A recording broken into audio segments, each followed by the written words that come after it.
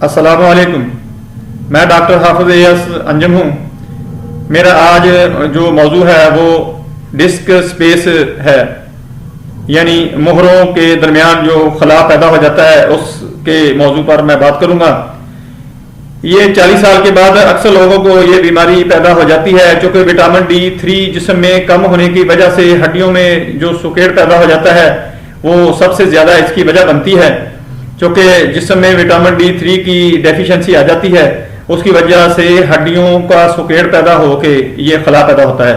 اس کے علاوہ بھی اور وجوہات ہیں۔ کچھ لوگوں کا جو سواری کا استعمال ہوتا ہے، خاص کر موٹر سائیکل وغیرہ، کافی نقصان دیتے ہیں، جو چھوٹے ہوتے ہیں جن کی شاخ سخت ہوتے ہیں، یا جو کلی وغیرہ یا پلے داری کا کام کرتے ہیں، یہ لوگ بھی زیادہ متاثر ہو جاتے ہیں، کیونکہ وزن اٹھانے سے بھی یہ ڈسک سپیس پیدا ہو جاتا ہے۔ اس سے پرہیز کیا جائے، یہ جو وجوہات بنتی ہیں، اور اس کا علاج یہ ہے کہ متوازن خوراک لی جائے، خاص کر فش وغیرہ اور انڈے وغیرہ زیادہ استعمال کیے جائیں، بڑے گوشت کا قیمہ وغیرہ زیادہ استعمال کیا جائے۔ اگر کسی کو بڑا گوشت نقصان دیتا ہو تو وہ استعمال نہ کریں، فش وغیرہ اور انڈے وغیرہ استعمال کر لے۔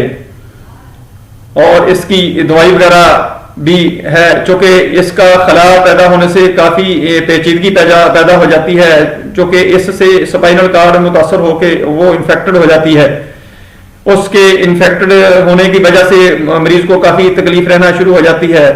بعض دفعہ تو یہ خلا جب پیدا ہو جاتا ہے تو یہ جو نیچے نروز جا رہے ہوتے ہیں ٹانگوں کو، وہ بھی متاثر ہو جاتے ہیں، اور ٹانگوں میں درد رہنا، یا کوئی حصہ سن ہونا شروع ہو جاتا ہے، مفلوج ہو جاتا ہے۔ مثال طور پہ بعض لوگوں کا پنجہ وغیرہ کام نہیں کرتا، یا بعض لوگوں کا پاؤں یا پنڈلی سن ہونا شروع ہو جاتی ہے۔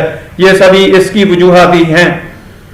لہذا اس کی متوازن خوراک لے کے اور وٹامن D3 کا زیادہ استعمال کر کے اس سے بچا جا سکتا ہے۔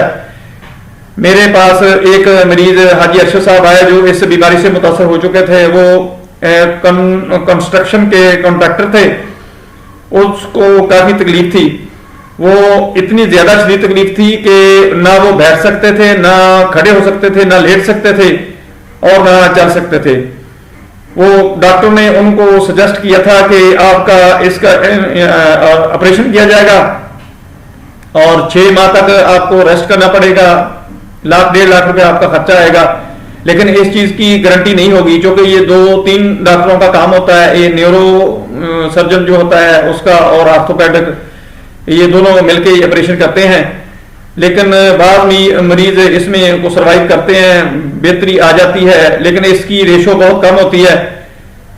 اللہ تعالیٰ کی ذات نے اس کا سبب بنایا کہ وہ میرے پاس آ گیا، چونکہ پہلے وہ نشتر ہاسپٹل اور اڑائل ہاسپٹل میں ڈاکٹر کو چیک کروا چکا تھا، وہ کسی کے ریفرنس سے میرے پاس آیا۔ الحمدللہ میں نے اس کو دوائی دی، اللہ تعالیٰ کی ذات نے اس کو شفا دے دی۔ اب وہ تقریباً 7 سال کا عرصہ گزر چکا ہے۔ اس نے مریض بھی کافی میرے پاس بھیجے ہیں، اور وہ اپنا نارمل زندگی گزار رہا ہے، نارمل اپنے کام کر رہا ہے۔ وہ اس کے بتانے کے مطابق کہ وہ 2 کلومیٹر ڈیلی واک بھی اب کرتا ہے، سیڑھیاں وغیرہ بھی چڑھنے میں اس کو اب دقت نہیں ہوتی۔ اللہ تعالیٰ سب کو محفوظ و معمور رکھے۔ اللہ حافظ، السلام علیکم۔